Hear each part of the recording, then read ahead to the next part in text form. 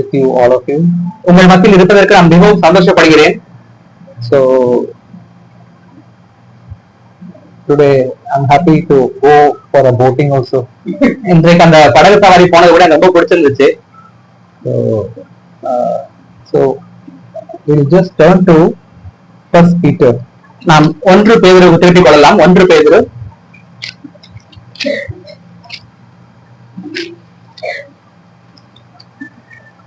So it is written in chapter 1 verse 23.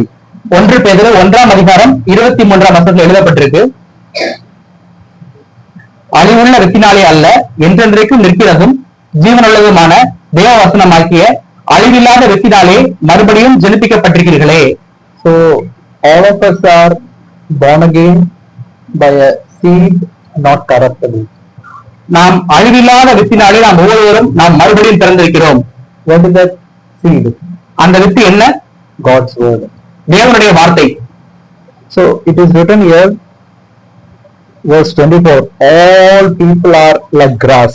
ஆகவே எழுதப்பட்டிருக்கிறது 24ஆம் வசனம், மாம்சமெல்லாம் புல்லை போலவும், and glory of man like the flower of grass. மனுஷருடைய மகிமை எல்லாம் புல்லின் பூவை போலவும் இருக்கிறது. This is a village. இது ஒரு கிராமம். You have seen so much grass. நீங்க புற்களை பார்த்திருப்பீங்க. What is the life of grass? How many years? Maybe few months. ஒரு பெண்ணுடைய வாழ்நாள் எவ்வளவு? Maybe few months. ஒரு சில மாதங்கள் இருக்கும், அவ்வளவுதான். But when a flower comes, ஆனா ஒரு பூ வரும்போது what is the life? அதனுடைய வாழ்நாள் எவ்வளவு? Maybe 4-5 days or maybe 1 week. 4-5 நாட்கள் இருக்கலாம், அல்லது ஒரு வாரம் இருக்கலாம். See, it's written, glory of man is like the flower. இங்க பார்த்திருக்கோம், மனுஷருடைய மகிமை எல்லாம் புல்லின் பூவை போல இருக்கிறது. See, I know when I was 25 years, 30 years, நான் 25 ஆண்டுகளாக இருந்தபோது, 30 ஆண்டுகளாக இருந்தபோது, there was a ground nearby. என்னுடைய வீட்டுக்கிட்ட ஒரு மைதானம் இருந்துச்சு. I could run 15 rounds of that. நான் 15 ரவுண்ட் அங்க சுத்தி ஓடி வருவேன். I don't think I can even run one round is difficult. ஆனா இப்ப போய் நான் ஒரு நேரங்கள்ல ஒரு ரவுண்ட் கூட ஓடி முடிக்க முடியாது. See, the glory, the strength is slowly going. அந்த பலமானது கொஞ்சம் நம்ம இழந்துகிட்டே இருக்கோம். See, that is the truth of all human beings. As people become old, they become. See, when we are young, it is like a flower. நாம் இளவயதா இருக்கும்போது ஒரு பூவை போல. It is only for a short time. ரொம்ப அது கொஞ்ச காலம் தான். But this verse says, இந்த வசனம் சொல்கிறது, verse 25, 25ஆம் வசனம், கர்த்தருடைய வசனமோ என்றென்றைக்கும் நிலைத்திருக்கும், உங்களுக்கு சுவிசேஷமாய் அறிவிக்கப்பட்டு வருகிற வசனம் இதுவே. But the word of God, ஆனால் தேவனுடைய வசனமோ, it will endure for years. என்றென்றைக்கும் பல ஆண்டுகள். No end. அதுக்கு முடிவே கிடையாது. See, this Peter, Paul, they lived 2000 years ago. பாருங்க, அந்த பேதுரு, பவுல் இவங்கெல்லாம் 2000 ஆண்டுகளுக்கு முன்பாக வாழ்ந்தாங்க. Their word is so powerful. அவங்களுடைய வார்த்தை மிகவும் வல்லமை உள்ளதா இருந்துச்சு. We don't remember what worldly people say 2000 years ago. Nobody remembers now. 2000 வருடங்களுக்கு முன்பதாக இந்த உலக மனுஷங்கள்லாம் என்ன சொன்னாங்கன்னு நமக்கு தெரியாது. You know, India's first prime minister, இந்தியாவுடைய முதல் பிரதம அமைச்சர் யாருன்னு தெரியுமா? Jawaharlal Nehru. I think Jawaharlal Nehru. But nobody remembers him now. ஆனா இப்ப அவர் யாரும் ஞாபகம் வச்சுக்கல இல்லையா? So like that, all people are fading. அதே போல எல்லா மக்களும் அவர்கள் மறைந்து போகிறார்கள். But God's word is forever. ஆனால் தேவனுடைய வசனமோ, கர்த்தருடைய வசனமோ என்றென்றைக்கும் நிலைத்திருக்கும். Now in chapter 2, நாம் 2ஆம் அதிகாரத்தில் வாசிக்க முடியும். Therefore, what should I do? ஆகவே நான் என்ன செய்ய வேண்டும்? Laying aside all malice, all guile, hypocrisy, envy, and all evil speaking. 2ஆம் வசனம், 1 பேதுரு 2ஆம் அதிகாரம் 2ஆம் வசனம், சகல துர்க்குணத்தையும், சகலவித கபடத்தையும், வஞ்சகங்களையும், பொறாமைகளையும், சகலவித புறங்கூறுதலையும் ஒழித்துவிட்டு.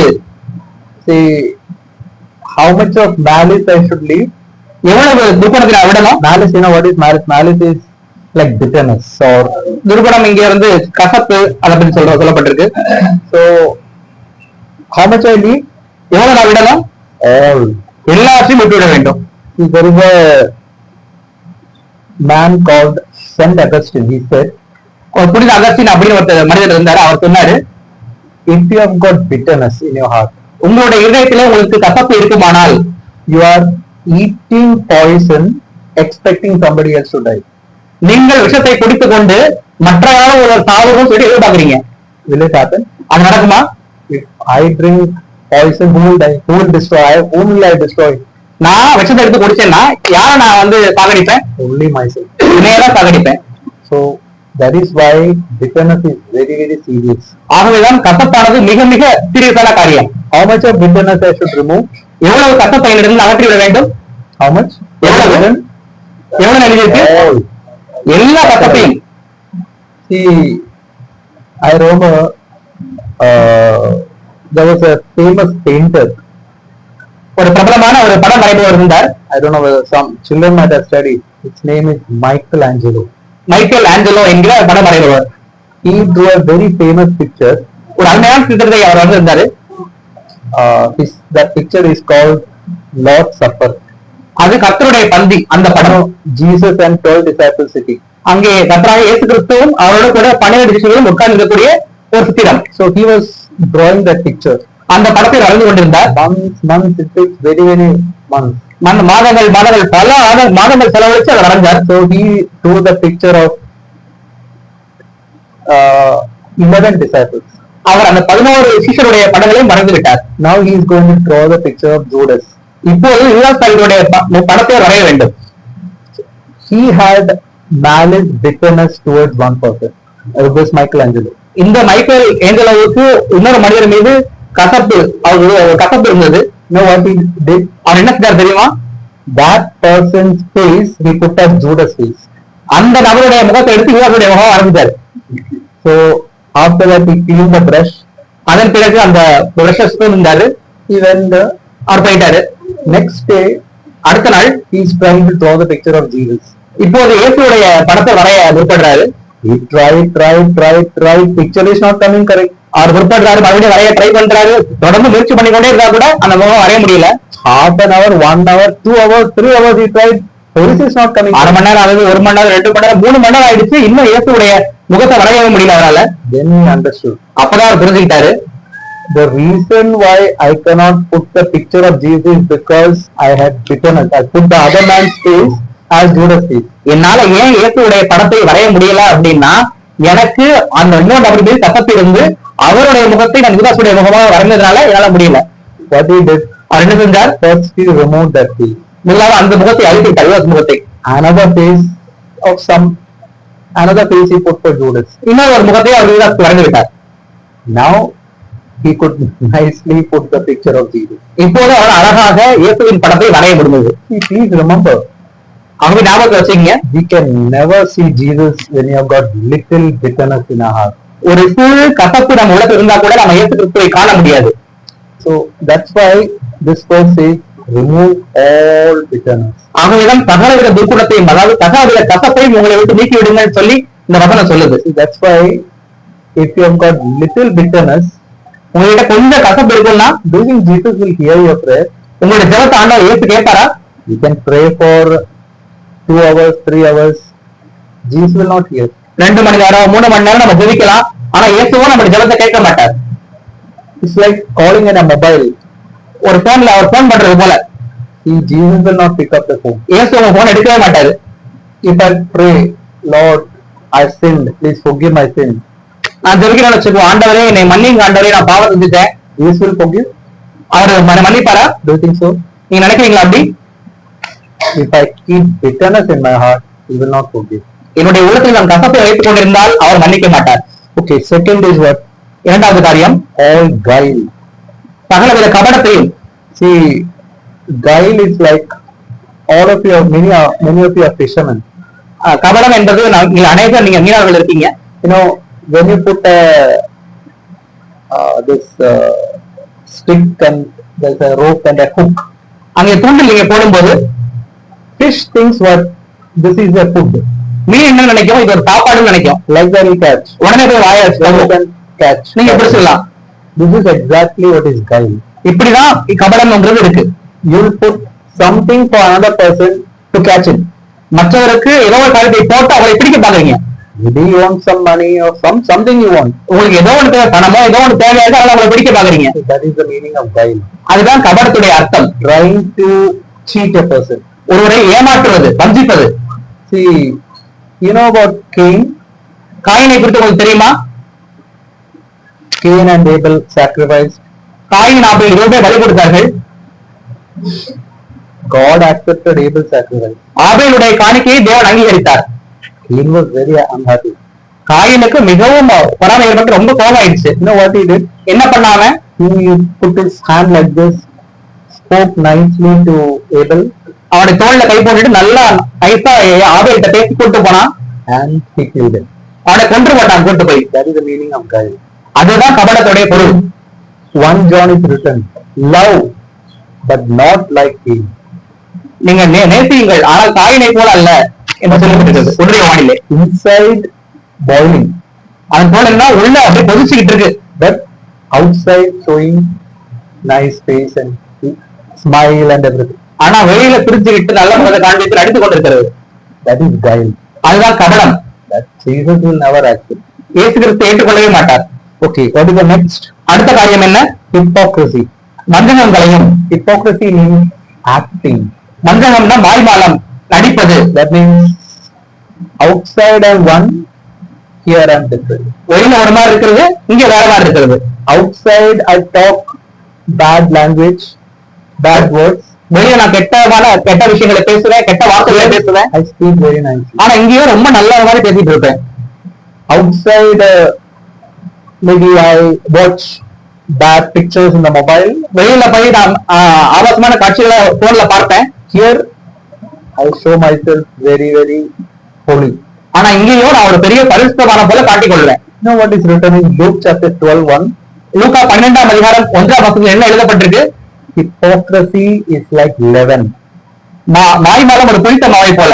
You know, all of you know, in 2 liters milk, little bit curd you put, what will happen?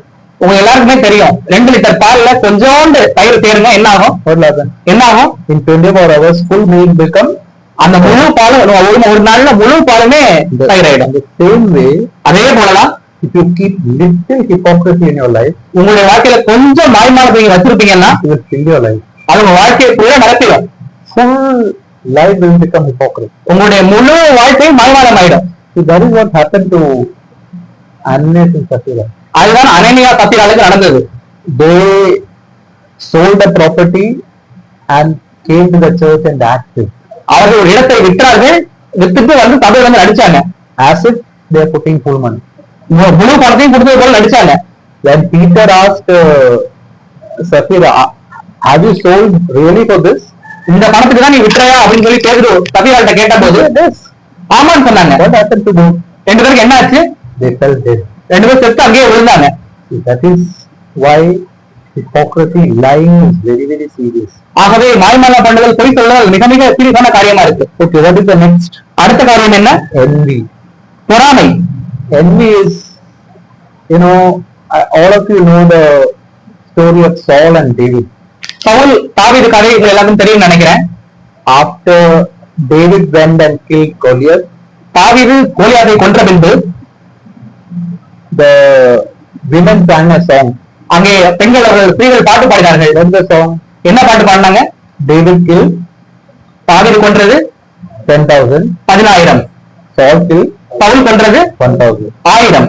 When Saul heard this, இதை சவுல் கேட்ட போது he was very angry. அவனுக்கு ரொம்ப கோபம் வந்துருச்சு. And envy was there in his heart. அவன் உள்ளத்துல பொறாமை வந்துருச்சு. You know what is written in 1 Samuel 17? 1 Samuel 17ஆம் அதிகாரத்தில் என்ன எழுதப்பட்டது தெரியுமா? Maybe you can see that. நாம் அதை பார்க்கலாம்.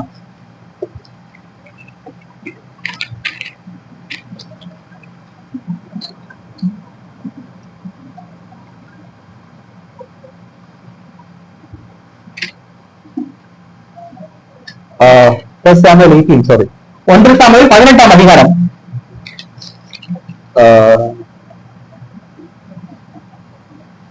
Verse 8. 8ஆம் வசனம். அந்த வார்த்தை சவுலுக்கு வித்தனமாய் இருந்தது. அவன் மிகுந்த எரிச்சல் அடைந்து தாவீதுக்கு 10,000 எனக்கோ 1000 கொடுத்தார்கள், இன்னும் ராஜாங்கம் மாத்திரம் அவனுக்கு குதிரையா இருக்கிறது என்று சொல்லி. And verse 9 and 10. அந்த நாள் முதல் கொண்டு சவுல் தாவீதை காயமகாரமாய் பார்த்தான். That is the meaning of envy. அதுதான் பொறாமை என்பதன் பொருள். Then verse 10. 10ஆம் வசனம், மறுநாளிலே தேவனால் விடப்பட்ட பொல்லாத ஆவி. See, what is written? என்ன எழுதப்பட்டிருக்கிறது? 24 hours what happened? 20 மணி நேரத்துல என்ன நடந்துச்சு? 24 hours passed. He was keeping anger, envy in the heart. அவருடைய உள்ளத்துல கோபத்தையும் பொறாமையும் உள்ளத வச்சுக்கிட்டே இருந்தாரு. 24 மணி நேரம் ஆச்சு. What happened? என்ன நடந்துச்சு அதுக்கப்புறம்? What is happened? என்ன நடந்துச்சு? Evil spirits began to come. பொல்லாத ஆவிகள் சவுலோட கிட்ட வந்துச்சு. See, I want to tell you, if you keep bitterness, anger in your heart 24 hours, evil spirits will begin to come, and it's going to, that evil spirits are very happy in a heart which has got little anger, little bitterness. உங்களுடைய உள்ளத்திலையும் கஷ்டத்தையும் பொறாமையையும் நீங்க வைத்துக் கொண்டிருப்பீர்கள்னா ஒரு 24 மணி நேரத்துல இது போன்ற பொல்லாத ஆவிகள் நம்ம உள்ளத்துக்கு வரும். அதுவும் சந்தோஷப்படும். கொஞ்சம் கஷ்டத்தை இருந்துச்சுன்னா, கொஞ்சம் பொறாமை இருந்துச்சுன்னா அந்த தங்குறது. One brother that said like this. ஒரு முறை ஒரு சாரியாப்பன் அப்படி சொன்னார். Imagine you keep a cake piece here. இங்க ஒரு கேக் பீஸ் இங்க வச்சிட்டீங்கன்னு வச்சுங்க. You know what will happen? There will be a long line of ants. ஒரு பெரிய வரிசையில எறும்புகள் வரும். When you see that, அதை நீங்க பார்க்கும்போது remember, நீங்க நினைச்சு கொள்ளுங்க, if you keep bitterness in the heart, உங்க உள்ளத்துல நீங்க கஷ்டத்தை வைத்துக் கொண்டீங்கன்னா there will be a long line of demons. அங்கே ஒரு அநேக பிசாசுகள் வரிசையா வந்து நிற்கும். They want to come into your heart and create problem in your house, for your children, everybody. உங்களுடைய இதயத்துக்குள்ள வந்து உங்களுடைய வீட்டில உங்களுடைய பிள்ளைகள் மத்தியில பிரச்சனைகளை உண்டு பண்ண எல்லாம் வரிசையில தீ போட்டு நிற்குங்க. I want to ask you, நான் உங்கள்கிட்ட கேட்கிறேன், many of you are married. நீங்க அநேகர் நீங்க திருமணமானவங்க இருக்கீங்க. What is your relationship between husband and wife? கணவன் மனைவிக்கு உங்களுடைய உறவு எப்படி இருக்கிறது? Say sometimes some angry words come, some rude words come. சில நேரங்களில் சில கோபமான சில கடுமையான வார்த்தைகளை பேசிடுறீங்க. How quickly you are forgiven? நீங்க எவ்வளவு சீக்கிரம் வந்து மன்னிப்பு கேட்கறீங்க? See, some families, what happens is, it takes 2-3 days for forgiveness, asking forgiveness. சில குடும்பங்கள்ல என்ன ஆகுதுன்னா கிட்டத்தட்ட 2-3 நாள் ஆகுது மன்னிப்பு கேட்கறதுக்கு போய். Sometimes for 1 week no forgiveness. சில நேரங்கள்ல ஒரு வாரம் மன்னிப்பே கேட்கறதே இல்ல. You know what happens? என்ன நடக்குது தெரியுமா? There is a long line of demons coming to that house. ஒரு நீண்ட கூட்டமான பிசாசுகள் அந்த வீட்டுக்குள்ள வருது. Who are affected, you know? யார் பாதிக்கப்படுறாங்க அதனால? Children. பிள்ளைங்க பாதிக்கப்படுது. Please remember, தயவுசெய்து ஞாபகத்துல வச்சுக்கங்க, when you don't talk to your wife, நீங்க உங்க மனைவி கிட்ட நீங்க பேசாம இருக்கும்போது, or your wife is not talking to husband, அல்லது அந்த மனைவியானவங்க கணவனோட பேசாம இருக்கும்போது, in both hearts, 2 பேர் வீட்லயுமே long line of demons. ஒரு மிக நீண்ட வரிசையில பிசாசுகள் வருது. They come to the house, அதுங்க வீட்டுக்கு வருது, children are affected. அங்க இருக்க பிள்ளைகள் பாதிக்கப்படுறாங்க. That's why it's very dangerous. ஆகவே மிகவும் அபாயகரமானது. So how quickly you should ask forgiveness? ஆகவே நீங்க எவ்வளவு சீக்கிரமா போய் மன்னிப்பு கேட்கணும்? How quickly? எவ்வளவு சீக்கிரமா? Immediately. உடனடியாக. Don't keep it for long time. அநேக நேரம் வச்சுக்கிட்டே இருக்க கூடாது அதுல. See, I will tell you my experience. Once what happened in Mumbai. என்னுடைய சொந்த அனுபவத்தை நான் சொல்றேன். ஒரு முறை மும்பையில் என்ன நடந்துச்சுன்னு சொல்லி, One day my vice principal gave me a job. ஒரு நாள் என்னுடைய வைஸ் பிரின்சிபல் அவர் எனக்கு ஒரு வேலையை கொடுத்தாரு. Actually, you know, I was a believer. Whatever he says, I used to do. நான் ஒரு விசுவாசி, அவர் என்ன சொன்னாலும் நான் அப்படியே செய்வேன். Actually, that work should have been given to some junior. அந்த பணியை ஆக்சுவலா அவர் எனக்கு கொடுக்காம என்னோட இளமை மேல உள்ள இன்னொருத்தவங்க கொடுத்துருக்கணும். But you know, many of them, some of them don't listen. சில பேர் கேட்க மாட்டாங்க சொல்றத. But usually, every time whatever they say, I listen quickly, try to do. ஆனா என்கிட்ட சொல்லும் போது எப்பெல்லாம் நான் அதை கேட்க முயற்சி பண்ணுவேன், அதை அப்படியே கீழ்ப்படிய முயற்சி பண்ணுவேன். When that time he told me, அதனால அவர் சொன்ன போது I got angry. எனக்கு கோவம் வந்துருச்சு. I said some words. நான் சில வார்த்தைகளை சொல்லிட்டேன். And I was justifying myself. நான் என்னை நியாயப்படுத்தினேன். And it went on for 1 day. ஒரு நாள் அப்படி ஆச்சு, 2 days, 2 நாட்கள் கடந்தது, 3 days. 3 நாட்கள் கடந்தது. And next day when I got up, நான் மறுபடியும் எழுந்த போது I was not having desire to read God's word. அடுத்த நாள் எழுந்த போது எனக்கு தேவனுடைய வார்த்தையை வாசிக்கணும் ஒரு விருப்பமே இல்லாம போச்சு. I was wondering, Lord, what is happening in school? ஆண்டவரே எனக்கு என்ன ஆகுது ஆண்டவரே நான் கேட்டேன். Then God told me one thing. அப்ப ஆண்டவர்கிட்ட ஒரு வார்த்தையை சொன்னாங்க, Think of a football game. ஒரு கால்பந்தாட்ட விளையாட்டை நினைச்சு பாரு. Imagine foul is committed. அங்கே ஒரு தவறு நடந்துச்சு வச்சுக்கீங்க, பவுல் நடந்துருச்சு. After that, you and then putting 1 goal, 2 goal, 3 goal, 5 goals, 10 goals. Pavul நடந்ததுக்கு அப்புறம், தவறு நடந்ததுக்கு அப்புறம் நீங்க போய் கோல் போட்டுக்கிட்டே இருக்கீங்க. 1, 2, 3, 4, 10 கோல் வரிசையா அடிக்கிறீங்க. How many goals are counted? இப்ப என்ன எத்தனை கோல் என்ன ஆகுங்க? How many? எத்தனை? 0. 0 தான். You know what the referee will say?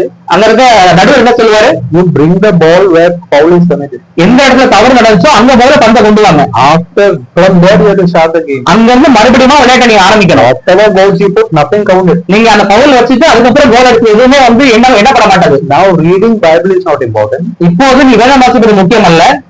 Praying is not important. ஜெபிப்பது முக்கியம் அல்ல. Going to church is not important. சபைக்கு செல்வது முக்கியம் அல்ல. Phoning brothers and asking questions or fellowshipping is not important. சகோதரிட்ட போன் பண்ணி கேள்வி கேட்கறதோ ஐக்கியப்படுறதோ அது முக்கியம் இல்ல. No, what the first thing you have to do? முதல் காரியம் நீ செய்ய வேண்டியது என்ன? Go and ask forgiveness. முதலாவது நீ போய் மன்னிப்பு கேள். No, that's what Jesus told that Ephesian elder. Remember from where you have fallen and do the first deed. அதையான எபேசு சபை மூப்பருக்கு ஆண்டவர் சொல்லியிருக்கார், நீ எங்கே இருந்து விடுதலை யோசிச்சு பாரு, ஆயிரத்தி இருந்த செய்த கிரியைகளை செய்வாயாக. Otherwise I'm going to take the lampstand. இல்லாவிட்டால் நான் எடுத்து போடுவேன். So that day I went and asked forgiveness. ஆகவே அந்த நாளில நான் போய் மன்னிப்பு கேட்டேன். My heart was so happy. என்னுடைய இதயமானது மிகவும் மகிழ்ந்தது. And God brought me back. I was very happy to read God's word also. என்னை மறுபடியும் ஆண்டவர் புதுப்பிச்சார். மீண்டுமா எனக்கு வேதத்தை வாசிக்க ரொம்ப சந்தோஷமா இருந்துச்சு. That day God taught me. அந்த நாள்ல தேவன் எனக்கு காரியத்தை போதிச்சார். Don't wait 2 days like this. இது போல 2 நாட்கள் 3 நாட்கள் நீ காத்துக்க கூடாது. To ask forgiveness. மன்னிப்பு கேட்கறதுக்கு Quickly ask forgiveness. உடனடியாக மன்னிப்பு கேட்டு. I try to do that from that time onwards. அந்த நாள்ல இருந்து இப்ப வரைக்கும் அதை நான் செய்யறதுல நான் பயிற்சி எடுத்துட்டு இருக்கேன். So that is what we read in First Peter. அதுதான் நம்ம 1 பேதுருல வாசிக்கிறோம். You know,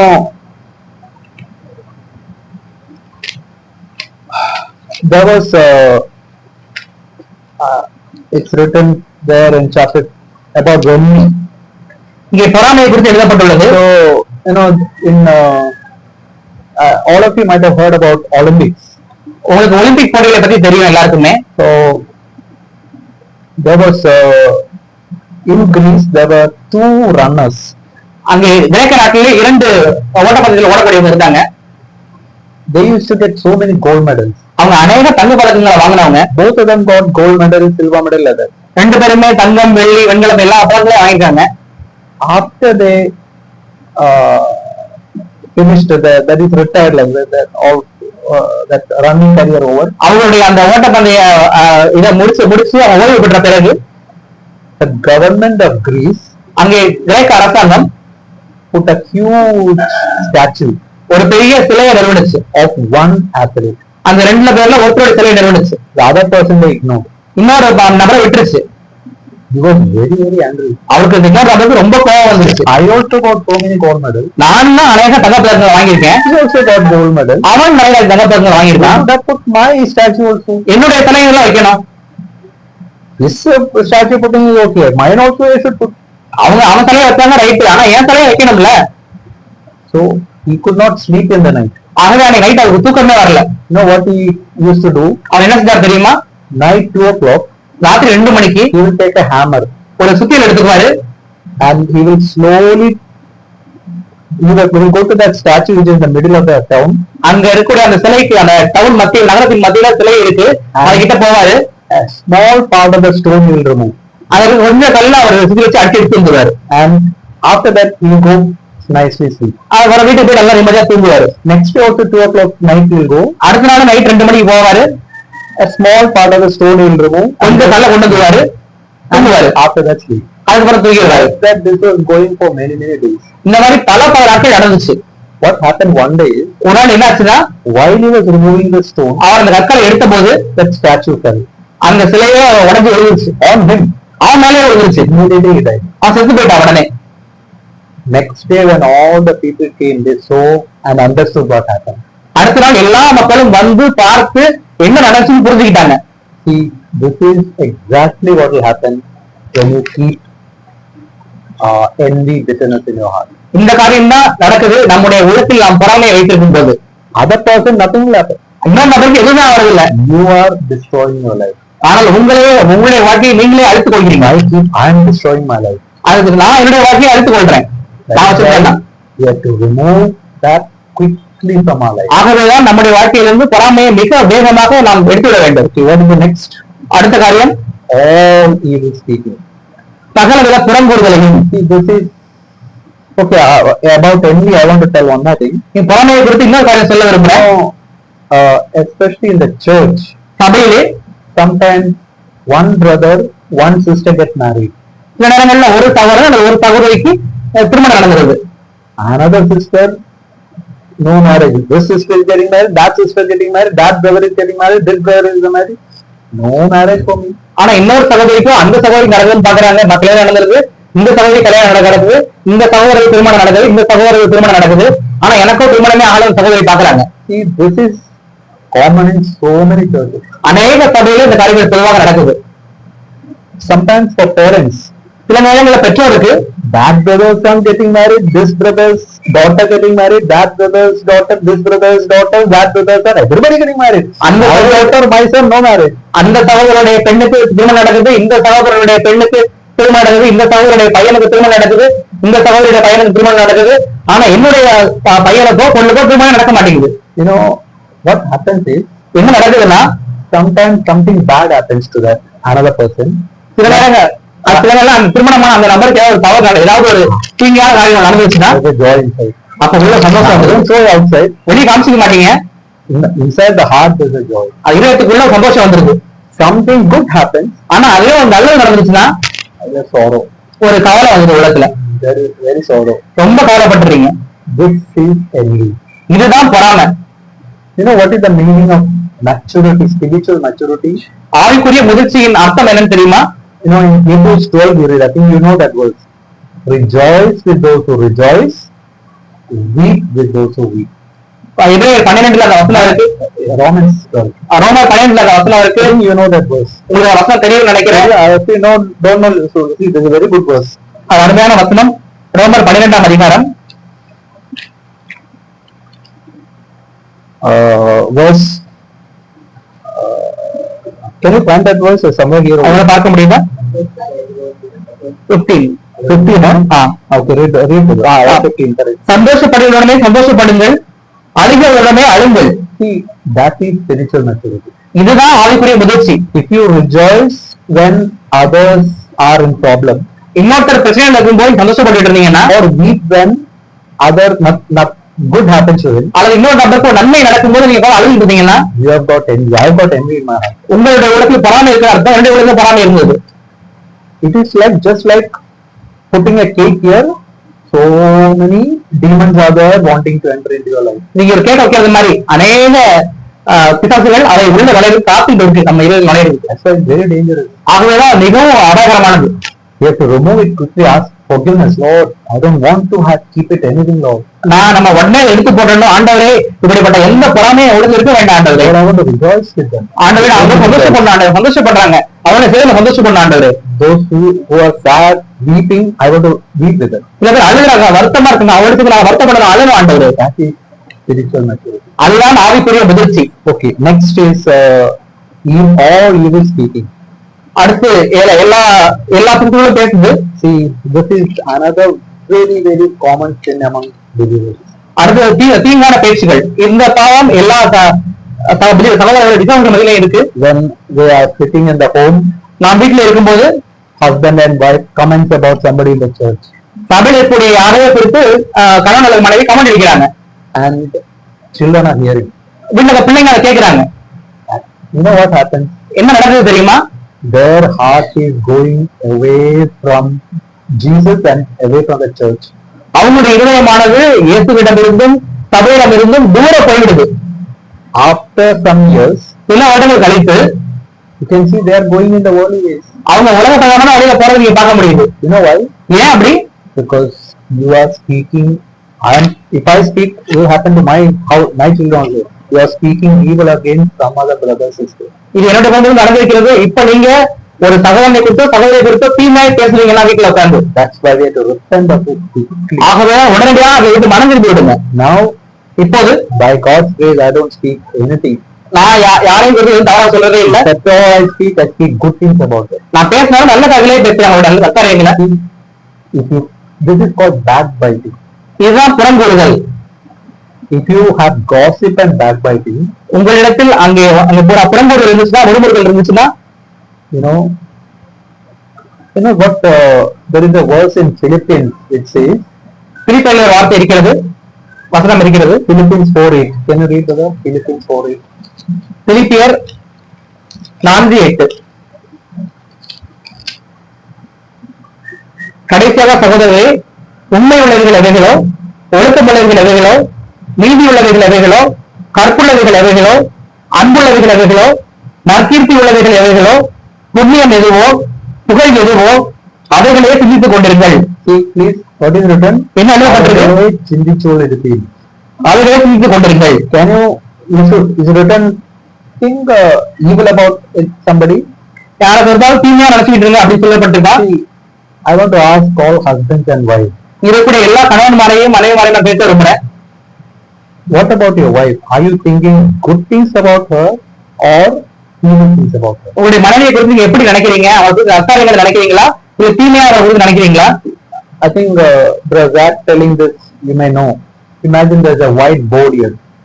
அதோட சரியா பண்ண சொல்லியிருக்காங்க, இங்க ஒரு வெள்ளை கலர் பலகை எடுத்து வச்சீங்க. And you are putting a black spot. ஒரு வெள்ளை போர்டு இருக்கு, அதுல நீங்க கருப்பு புள்ளி வைக்கிறீங்க. What do you see? நீங்க எதை பாக்குறீங்க? You know what everybody will say? That black spot. எல்லாரும் என்ன சொல்லுவாங்க? அந்த கரும்பு புள்ளியை பாக்குறேன்னு சொல்லுவாங்க. But 99% of that board is white. ஆனா அந்த பலகையில பாத்தீங்கன்னா 99% அது வெள்ளையா தான் இருக்கு. Only one black spot. ஒரே ஒரு கரும்புள்ளி இருக்கு. All people say black. ஆனா எல்லா மக்களும் பார்த்து அது கருப்பு சொல்லிடுறாங்க பார்த்த உடனே. This is our nature. அதுதான் நம்முடைய சுவாபம். My wife has got so many good things in her. என் மனைவிட்ட அநேக நல்ல விஷயங்கள் இருக்கு. But always I think, bad thing. I think about that. ஆனா எப்போது நீ செய்வது சரியில்லை, இது கெட்டதா இருக்கு, இது சரியில்லைன்னு சொல்லி கொண்டாடிட்டே இருக்கோம். Sometimes I not speak. I just think, that is wrong. This is wrong. That is wrong. சில நேரம் நான் பேச மாட்டேன், ஆனா உள்ளத்துல மனசுக்குள்ள இருக்கும். இவங்க பண்ண இது தப்பு, இவங்க பண்ண அது தப்புன்னு சொல்லி. That is why so many times quarrel happens. ஆகவேதான் அநேக நேரம் சண்டைகள் வருது. Please remember that verse, Philippians 4:8. பிலிப்பியர் 4:8 ஞாபகம் எடுத்துக் கொள்ளுங்க. What you should think, நீங்க எதை நினைக்க வேண்டும்? not bad things. Bad things are there. In me there are so many bad things. Everybody there are so many things which are wrong. ஒருவருடைய கெட்ட விஷயங்களை அல்ல, அநேகம் எல்லாரிடமே ஏதாவது கெட்ட விஷயங்களுக்கு தான் In my செய்யணும். life also many things are wrong. என்னுடைய வாழ்க்கையில் நிறைய தவறுகள் இருக்கு. You know, if you look at sun, நீங்கள் சூரியனை பார்க்கும்போது it is, when you see it is fully bright. அதை நீங்கள் பார்க்கும்போது முழுவதும் பிரகாசமா இருக்கு. Actually in sun there are what is called sunspots, black areas. அங்கே சன் ஸ்பாட்ஸ் கருப்பான பகுதிகள் இருக்கு. So every person there are many things which are wrong. ஆகவே எல்லா மக்களிடத்திலுமே அநேக பிரச்சனைகள், அநேக தவறுகள் இருக்கதான் செய்யும். But what word of God says? ஆனா தேவனுடைய வார்த்தை என்ன சொல்லுது? Think what is நினைவு கொள்ளுங்க, தெரிந்து கொண்டிருக்க profitable. எது உண்மை உள்ளவர்களோ ஒழுக்கம் உள்ளவர்களோ Only those things you think. அப்படிப்பட்ட விஷயங்களை மட்டும் நீங்க யோசிச்சு கொண்டிருங்க. I think all of you heard about Socrates. அனைவருக்கு தெரியும் சாக்ரட்டிஸ் பற்றி. One day, ஒரு நாள் one man came to Socrates. ஒரு மனிதர் சாக்ரட்டிஸிடம் வந்தார். Said, see, I want to tell something about your friend. உங்களுடைய சிநேகிதரை குறித்து அவன் சொல்ல விரும்புறேன். He said, okay, please stop. அவன் சொன்னாரு, கொஞ்சம் நிறுத்துப்பா அப்படின்னாரு. I want to ask you 3 questions. உங்ககிட்ட நான் 3 கேள்வி கேட்க போறேன். Whatever you say, I'm going to take it through 3 C's. C's is, you know what? தலட. நீங்க என்னெல்லாம் சொல்றீங்களோ அதை 3 தலடையாக நான் தலிக்க போறேன். First is, முதல் தலடை என்னன்னா, you're going to tell something about him. Is it good? நீ சொல்ல போற, நீ அந்த என்னோட நண்பரை குறித்து சொல்ல போற அந்த விஷயம் அது நல்ல விஷயமா? No. It's not so good. Something bad. உடனே அவர் சொல்றாரு, இல்ல அது நல்ல விஷயம் இல்ல, கொஞ்சம் கெட்ட விஷயம் தான். Okay, second. சரி, 2வது தலடை. Do you know that it is 100% right? அது 100% சரி நீ நினைக்கிறியா? 2வது வடிகட்டி. I don't think so. I don't know. I'm not sure. எனக்கு 100% சரியா எனக்கு தெரியல. Third question. 3வது கேள்வி. Will that help me? What you are saying, will it help me? நீ சொல்ற அந்த காரியம் எனக்கு ஏதாவது உதவி செய்யுமா? No. இல்ல ஒரு உதவியும் செய்யாது. Please don't touch. தயவு செஞ்சு என்கிட்ட எதுவும் சொல்லாத. He was a worldly man. அவர் உலக ரீதியான ஒரு மனிதர். Think of his wisdom. அவருடைய ஞானத்தை பாருங்க. That's why word of God says, think only what is. Please read that once again. அவங்க தேவனுடைய வசனம் சொல்லுது, இவைகளை சிந்தித்து கொண்டிருங்கள். What are things? என்னென்ன விஷயங்கள்லாம் எழுதப்பட்டிருக்கு? Bad things is written. தீய விஷயங்கள் எழுதப்பட்டிருக்கா? Written. தீய விஷயங்கள் எழுதப்பட்டிருக்காங்க? இல்ல. What is written? என்ன எழுதப்பட்டிருக்கு? About your wife, about your husband, I'm telling. உங்களுடைய கணவனை குறித்து, உங்களுடைய மனைவி குறித்து நான் சொல்றேன். About brothers in the church, sisters in the church. சமையக்கூடிய சகோதரர்களை குறித்து, சகோதரிகளை குறித்து. What is written? என்ன எழுதப்பட்டிருக்கு? உண்மை உள்ளவர்கள் எவைகளோ, ஒழுக்கம் உள்ளவர்கள் எவைகளோ, நீதி உள்ளவர்கள் எவைகளோ, கற்புள்ளவர்கள் எவைகளோ, அன்புள்ளவர்கள் எவைகளோ, நற்கீர்த்தி உள்ளவர்கள் எவைகளோ, புண்ணியம் எதுவோ, புகழ் எதுவோ, அவைகளே சிந்தித்துக் கொண்டிருங்கள். See, how many things are written here? அவருக்கு எத்தனை காரியங்கள் எழுதப்பட்டிருக்கு? 8. 1. 8 maybe 2, 3, 5 no? 5 things. Malice. Which one? Sorry. I'm saying about First Peter chapter 2. அவர் 1 பேதுரு 1ஆம் அதிகாரம் சொல்றாங்க. அங்க 5 காரியங்கள் எழுதப்பட்டிருக்கு. 1 பேதுரு 2ஆம் அதிகாரம் 2ஆம் வசனத்துல. How much of all these I should remove?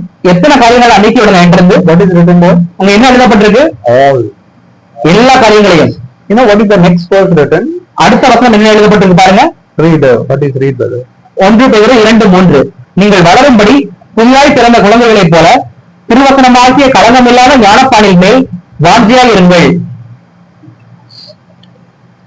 You know, many people, they are bored in reading Bible. உங்களுக்கு தெரியுமா, அநேக நபர்களுக்கு வேதத்தை வாசிக்கிறது போர் அடிக்குது. Now what is the reason? என்ன காரணம் தெரியுமா? Many times the reason is these 5 things written. என்ன காரணம்னா இந்த 5 விஷயத்துல ஏதோ ஒண்ணு அவங்க கிட்ட இருக்கு. Something is there in the heart. அவங்க இதுல ஏதோ ஒரு காரியம் இருக்கு. As long as it is there, God's word boring. அது இருக்கிற வரைக்கும் அவங்களுக்கு தேவனுடைய வார்த்தை அது போர் அடிக்கிறதா இருக்கும். How much should I remove? எவ்வளவு நீக்கி விடணும்? Everything I should. எல்லாவற்றையும் நீக்கி விடணும். Remove means I'm not saying about overcoming life. That may take years. தேவ வாழ்க்கையை அப்படி நான் பேசல, அதுக்கு 4 ஆண்டுகள் ஆகும். But repenting and removing completely cleansed by the blood of Jesus. ஆனால் மனம் திரும்பி இயேசு கிறிஸ்துவின் இரத்தத்தினாலே முழுவதுமாக கழுவப்படுதல். Lord, I don't want it anymore. ஆண்டவரே, எனக்கு இன்னும் வேணாம் ஆண்டவரே. Lord, I forsake this thing. ஆண்டவரே, அதை விட்டு விடுறேன் ஆண்டவரே. Proverbs 28:13. Please, we shared that. Please remember that word. இந்த வசனத்தை ஞாபகம் வைத்துக் கொள்ளுங்கள். நீதிமொழிகள் 28:13. If you hide your sin, உங்களுடைய பாவங்களை நீங்கள் மறைப்பீர்கள் என்றால் you will never prosper. நீங்கள் வாழ்வடைய மாட்டீர்கள். Confess அவற்றை அறிக்கை செய்து and forsake. விட்டு விடுகிறவனோ You will find mercy. இரக்கம் பெறுவான். 2 things. 2 காரியம். Confess means admit, Lord, I am the person who sinned. அறிக்கை செய்வதென்றால் ஆண்டவரே, நான் தான் ஆண்டவரே இந்த பாவி, நான் இந்த பாவத்தை One செஞ்சேன். more thing I have to do. இன்னொரு காரியம் நம்ம செய்யணும். Never want in my life, Lord. மறுபடியும் அதை செய்ய விரும்பவே இல்லை ஆண்டவரே வாழ்க்கையில. Forsake it forever. அதை விட்டுருங்க எப்போதுமே. That is genuine repentance. அதுதான் உண்மையான மனம் திரும்புதல். When you have got true repentance, you weep before God and come to God and turn from sin. நீங்கள் உண்மையான மனதில் இருக்கும்போது நீங்கள் தேவனிடம் வந்து கதறி ஜெபித்து நீங்கள் பாவத்தை விட்டு விலகுவீர்கள். You know, when that happens, அது நடக்கும்போது there will be a great desire for God's word.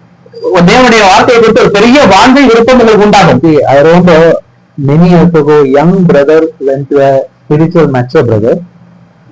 அநேக ஆண்டுகளுக்கு முன்பாக ஒரு இளம் வாலிப சகோதரன் ஒரு முதிர்ந்த சகோதரன்ட்ட போறாரு. Bible reading very boring, brother. It's not getting anything. சகோதரரே, இந்த வேதத்தை வாசிக்கிறது ரொம்ப போர் அடிக்கிறது, எதுவுமே எனக்கு பெற்றுக்கொள்ள முடியல. That is the first question he asked. அவர் கேட்ட முதல் கேள்வி என்ன தெரியுமா? Have you got any unforgiving attitude to anybody? யார் மீதாவது மன்னிக்காத சுவாபம் உனக்கு இருக்கிறதா அப்படின்னு கேட்டாரு. Yes, he said yes. அவன் இருக்குன்னு சொன்னான். You remove it, repent and remove, otherwise this will never go. நீங்க வந்து மனம் திரும்பி அதை விட்டுடு, இல்லாட்டி நல்லபடியா போகவே செய்யாது. Like that, all these things. அதே போல இந்த அனைத்து காரியங்களும் If you keep this, desire for God's word won't be there. நீங்க இதை வச்சிருந்தீங்கன்னா உங்களுக்கு தேவனுடைய வார்த்தையை குறித்த விருப்பமே இல்லாம போயிடும். See, that is what is written. அதுதான் மூன்றாவது எழுதப்பட்டிருக்கு. See, you know, I've got my daughter has got a 1-month-old baby. என்னுடைய மகளுக்கு 1 மாத குழந்தை இருக்கிறது. She drinks milk maybe half an hour before again asking for milk. அப்பதான் 1/2 மணி நேரத்துக்கு முன்னாடி பால் குடிச்சிருப்பா, மறுபடியும் பால் கழுவா. Another 20 minutes again asking for milk. இன்னும் 1 நிமிஷம் கழிச்சு மறுபடியும் பால் கேட்டு தொடர்ந்து மறுபடியும் அழுது கொண்டே இருப்பா, அழுது கொண்டே இருப்பா. Again, give milk in 1 hour, again start. மறுபடியும் பால் கொடுத்ததுக்கு அப்புறம் இன்னும் 1 மணி நேரம் கழிச்சு மறுபடியும் அழுவா. That is what is written. Such, I'm not saying you cannot, I'm not telling you all the time you cannot read Bible. So you have got to go for fishing and so many jobs are there. நாம எல்லா நேரமும் Bible வாசிக்கிட்டே இருக்க முடியாது. நம்ம மீன் பிடிக்க இன்னும் அநேக வேலைகள் நம்ம செல்ல வேண்டியது இருக்கு. You can meditate on God. ஆனா நம்ம தியானிக்கலாமே. And Lord, I want to obey your word. ஆண்டவருடைய வார்த்தையை கீழ்ப்படி இருக்கிற ஆண்டவர் சொல்லி கீழ்ப்படியலாமே. See, 400 years ago there was no Bible at home. 400 ஆண்டுகள் முன்பதாக இது போல அச்சடிக்கப்பட்ட வேதாகமங்கள் வீட்டுல இல்ல. So what they will do? ஆக அவங்க என்ன செய்வாங்க? They hear God's word in the church. தேவனுடைய வார்த்தையை பொதுவாக சபையில வாசிக்கப்பட்டதை அவங்க கேட்பாங்க. That they remember in their mind. அதை அவங்க ஞாபகத்துல வச்சுக்குவாங்க. They will meditate on it. அது தியானித்து கொண்டே இருப்பாங்க. That is what this verse says. அதுதான் இந்த வசனம் சொல்லுது. Morning you may read, sometimes when you get time you may read, but what is most important is meditate. நாளைக்கு நீங்க வாசிக்கலாம், அல்லது எப்ப உங்க நேரம் கிடைக்கும் அப்ப நீங்க வாசிக்கலாம். ஆனா நீங்க தியானிச்சுட்டு இருக்கணும், அதுதான் முக்கியம். And Lord, I want to obey. ஆண்டவரே அதை கீழ்ப்படி விரும்புறாங்க, கீழ்ப்படியணும். That is when you grow in spiritual life. அப்படிதான் நீங்க ஆளுக்குரிய நீங்க வளர்றீங்க. So I said 2 things about spiritual growth. ஆகவே நான் ஆவிக்குரிய வளர்ச்சியை குறித்து 2 காரியங்கள் நான் சொன்னேன். What are the first 2 things? முதல் 2 காரியங்கள் என்னென்ன? Total repentance, all guile, all hypocrisy, all envy, all malice, all evil speaking that is. முழுமையான மனதிரும்புதல், எல்லா துக்குணத்தையும், எல்லா கபடத்தையும், எல்லா வஞ்சகங்களையும், எல்லா பொறாமைகளையும், எல்லா புறங்குகளையும் விட்டுவிட்டு ஒழித்துவிட்டு. இரண்டாவது, tremendous desire for God's word. தேவனுடைய வார்த்தைக்கென்று ஒரு அபரிமிதமான ஒரு வாஞ்சை, விருப்பம். Reading, meditating, obeying. வாசிப்பது, தியானிப்பது, கீழ்ப்படிவது. Then you start growing in the spiritual life. அதன் பிறகு நீங்க ஆளுக்குரிய வாழ்க்கையில வளர ஆரம்பிக்கிறீங்க. There is one more thing. இன்னொரு வார்த்தை இருக்கிறது. Verse 3. 3ஆம் வசனம். And read, brother. நீங்கள் வளரும்படி புதிதாய் பிறந்த குழந்தைகளைப் போல திருவசனமாகிய களங்கம் இல்லாத ஞானப்பாலின் மேல் வாஞ்சையாயிருங்கள். Verse 3, it is actually here is written, if you have tasted that the Lord is gracious. It's verse 1 here. Oh, okay. தமிழ்ல முதலாம் வசனம், இப்படி இருக்க கர்த்தர் தயவுள்ளவர் என்பதை நீங்கள் ருசி பார்த்தது உண்டானால். See, it is written, that verse is telling about knowing the love of God. அந்த வசனம் என்ன சொல்லுது அப்படின்னா தேவனுடைய அன்பை அறிவதை குறித்து சொல்லுது. See, you know, there is a verse in Psalm 34. Taste and see that the Lord is good. சங்கீதம் 34 ஒரு வார்த்தை இருக்கிறது, வசனம் இருக்கிறது, கர்த்தர் நல்லவர் என்பதை ருசித்து பாருங்கள். Imagine a person has never tasted mango. ஒரு நபரை யோசிச்சு பாருங்க, அவர் மாம்பழம் சாப்பிட்டாருன்னு வச்சுங்க. If I explain this is the taste of mango, he'll understand it. நான் வந்து அப்படி புரிய வைக்கிறேன், இப்படி இந்த மாம்பழம் இப்படி இனிப்பா இருக்கும், இப்படி இருக்கும் சொல்லி பாக்குறேன், அவர் புரிஞ்சுக்குவாரா? This is the way it tastes. இப்படிதான் இனிப்பா இருக்கும் நான் சொல்றேன், அவரை புரிஞ்சுக்க முடியுமா?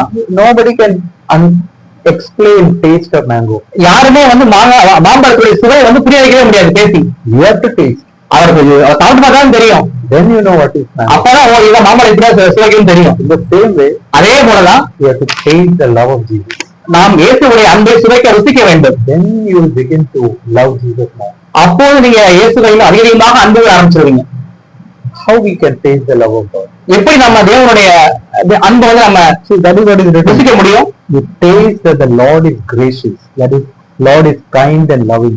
கர்த்தர் தயவுள்ளவர் என்பதை நீங்கள் ருசி பார்த்தது உண்டானால், கர்த்தர் அன்புள்ளவர், கர்த்தர் நேசிக்க என்பதை ருசி பார்த்தது உண்டானால், It is by believing God's word. அது தேவனுடைய வார்த்தையை விசுவாசிப்பதன் மூலமாக. See, as you believe what is written in God's word, how God loves you, நீங்கள் தேவனுடைய வார்த்தையை நம்ப ஆரம்பிக்கும் போது, தேவன் உங்களை நேசிக்கிறார் என்பதை நம்ப ஆரம்பிக்கும் போது, you begin to taste the love of God. நீங்கள் தேவனுடைய அன்பை ருசிக்க ஆரம்பிப்பீங்க. Read 1 John 4:16. 1 யோவான் 4:17 நாம் வாசிக்கலாம். தேவன் நம்மை வைத்திருக்கிற அன்பை நாம் அறிந்து விசுவாசித்திருக்கிறோம். See, what is written? அறிஞ்ச, that means first is, you've all heard about love of God in the church. All of us have heard. நம்ம அனைவருமே சபையில தேவனுடைய அன்பை குறித்து நாம் கேட்டிருக்கோம். God is loving. God loves us so much. தேவன் அன்புள்ளவர், தேவன் நம்மை மிகவும் அதிகமாக நேசிக்கிறார். Father to us. அவர் நமக்கு தகப்பனை போல இருக்கிறார். One more thing you have to do. ஆனா இன்னொரு காரியம் நமக்கு தெரியணும். Believe that. அதை நம்ம விசுவாசிக்கணும். I hope all of you know Zephaniah 3:17. You know that verse? உங்க அனைவருக்கும் ஜெபனியா 3:17 தெரியும்னு நினைக்கிறேன். வசனம் Can you read, brother? ஜெபனியா 3:17.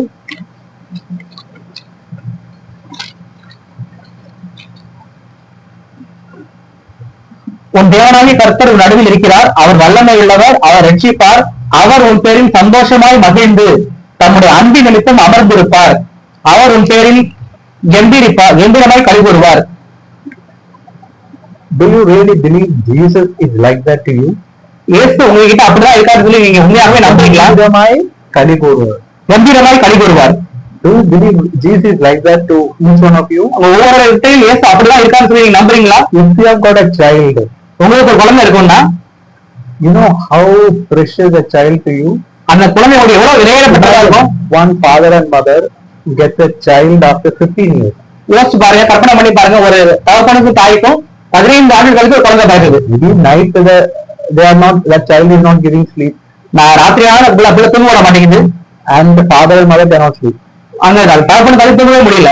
But the father, mother took the child, kissed the child, talked to the child, just loving so much. ஆனா அந்த தகப்பனும் தாயும் அந்த பிள்ளை எடுத்து கொஞ்சுறாங்க, முத்தம் கொடுக்குறாங்க, அதுகிட்ட பேசுறாங்க, அவ்வளவு அன்பை பொழிறாங்க. You know, that is how God is loving us. அப்படிதான் தேவன் நம்மை நேசிக்கிறார். Many years ago, I was traveling in a Mumbai train, local train. அநேக ஆண்டுகள் முன்பதாக மும்பையிலே அந்த ரயில் லோக்கல் ட்ரெயின்ல பயணம் பண்ணிட்டு இருக்கப்ப, one father took, he was holding in his hand some 2 months old child. ஒரு தகப்பன் அதனுடைய 2 மாத குழந்தையை கையில் வைத்துக் கொண்டிருந்தார். Kissing the child, talking with the child, kissing the child, talking with the child, kissing the child, talking with the child. தொடர்ந்து முத்தம் கொடுத்து கொண்டு பேசிக்கொண்டு குழந்தைகிட்ட முத்தம் கொடுத்து பேசிட்டு தொடர்ந்து அதையே செஞ்சுக்கிட்டே இருந்தார். Everybody is looking. எல்லாரும் பாக்குறாங்க. He is so taken up with the child. ஆனா அவரும் அந்த கவனம் எல்லாம் குழந்தை மேலதான் இருக்கு. You know, that is how Jesus was. அப்படிதான் இயேசு நம்ம கிட்ட இருக்காங்க. How we taste Jesus? நம்ம எப்படி taste the love of Jesus? நம்ம இயேசுவோட அன்பை எப்படி ருசிக்க முடியும்? எப்படி? You have to believe in that. நம்ம அதை நம்பணும். You have to believe these. There are so many verses in the Bible telling about love of God. தேவனை அன்பு கூறுவதை பற்றி அநேக வசனங்கள் வேதத்துல கொடுக்கப்பட்டிருக்கு. You know, Bible says He loves us with an everlasting love. அவர் நம்மை அநாதி சிநேகத்தில் நம்மை செய்தார்னு சொல்லி வசனம் சொல்லுது. If you are a child of God, நீங்கள் தேவனுடைய பிள்ளைகளாக இருப்பீர்கள் என்றால், God cannot stop loving you. தேவனால் உங்களை நேசிப்பதை நிறுத்தவே முடியாது. When you go, imagine you sin, his heart is grieved. நீங்க பாவம் செஞ்சீங்கன்னு வச்சுக்கீங்க, அப்ப என்ன ஆகும்? அவருடைய உள்ள துக்கப்படும். Sometimes he take a stick and try to bring you back. சில நேரங்கள்ல ஒரு கம்பை எடுத்து உங்களை சரி பண்ணி வர வைக்க பார்ப்பார். Hit and try to bring you back. உங்களை சிக்ஷிப்பார், அடிப்பார், அடித்து கொண்டு வருவார். That's sort of love. அதுவுமே அன்புனாலதான். Because God loves you. ஏன்னா இதே உங்களை நேசிக்கிறார். So always remember, you have to believe in that love of God. ஆகவே நீங்க எப்போதும் ஞாபகம் வச்சுக் கொள்ளுங்க, தேவனுடைய அன்பை நீங்கள் நம்ப வேண்டும். Whatever happens, என்ன நடந்தாலும் சரி, whatever the problem, என்ன பிரச்சனை இருந்தாலும் சரி, remember He loves you. He can never stop loving you. அவர் உங்களை நேசிக்கிறார், உங்களை நேசிப்பை நிறுத்தவே மாட்டார். Why? ஏன்? Because you are His child. ஏன்னா நீங்க அவருடைய பிள்ளை. You are truly born again. Your God is கம்பீரமாய் கழுவுவார். That means rejoicing over you. நீங்க உண்மையாகவே மறுபடியும் பிறந்திருப்பீங்கன்னா தேவன் உங்கள்கிட்ட கம்பீரமாய் கழுவுவார், ரொம்ப சந்தோஷப்படுவார். That by believing we taste that love of God. நாம் அதை நம்பும் போது நாம் தேவனுடைய அன்பை நாம் ருசிக்கிறோம். And we have to ask for the baptism of the Holy Spirit. நாம் பரிசுத்த அபிஷேகத்துக்காக நாம் கேட்க வேண்டும். When He gives the power of the Holy Spirit, அவர் பரிசுத்த அபிஷேகத்தை வல்லமையை நமக்கு தரும்போது pours His love into our heart. அவர் தம்முடைய அன்பை நம்முடைய இதயங்களில் ஊற்றி வருகிறார். That is how we can love our wife, husband, brothers, and also Jesus. அப்படிதான் நாம் நம்முடைய கணவனை, மனைவியை, சகோதரர்களை இயேசுவையும் நேசிக்க முடியும். We have to receive that love. அந்த அன்பை நாம் பெற்றுக்கொள்ள வேண்டும். Then we can give up. அப்போது அந்த அன்பை மற்றவர்களுக்கு கொடுக்க முடியும். Imagine this is this specs case. இந்த கண்ணாடி பெட்டி. Now I am telling Mohandas brother, please give this to Joshua brother. நான் மோகனஜாவிடம் சொல்றேன், நீங்க யோசா பதத்தை கொடுங்கன்னு சொல்றேன். I am holding it. ஆனா நான் வச்சிட்டு இருக்கேன் கையில. கொடுக்க முடியுமா உங்களால? No, கொடுக்க முடியாது. What should I do? நான் என்ன பண்ணணும்? I have to give it to him. முதல்ல அவர்கிட்ட கொடுக்கணும். The same way I have to receive love from Jesus. அதே போலதான் இயேசு கிட்ட நான் அன்பை பெற்றுக்கொள்ளணும். Then I can give love. அது பேரு நம்ம மற்றவர்கிட்ட கொடுக்க முடியும். But the problem is, ஆனா பிரச்சனை என்னன்னா, with some bitterness, as we read here, நாம இங்க வார்த்தது போல ஏதோ ஒரு கசப்பு, கபடம், something is there. ஏதாவது உலகத்துல இருந்துச்சுன்னா God cannot pour His love into my heart. ஆண்டவர் தம்முடைய அன்பை உலகத்துல ஊற்றவே முடியாது. Then what happens? அப்ப என்ன நடக்கும்? quarreling with the wife, ஒரே வாக்குவாதம் உண்டாகும். quarreling with the wife, அந்த மனைவியோட வாக்குவாதம், quarreling with the husband, கணவரோட வாக்குவாதம், quarreling with the children, பிள்ளைங்களோட வாக்குவாதம், everywhere problem. எல்லாரும் பிரச்சனை தான். Why? Because love is not there. ஏன்னா அங்க அன்பு இல்லை, அதனாலதான்.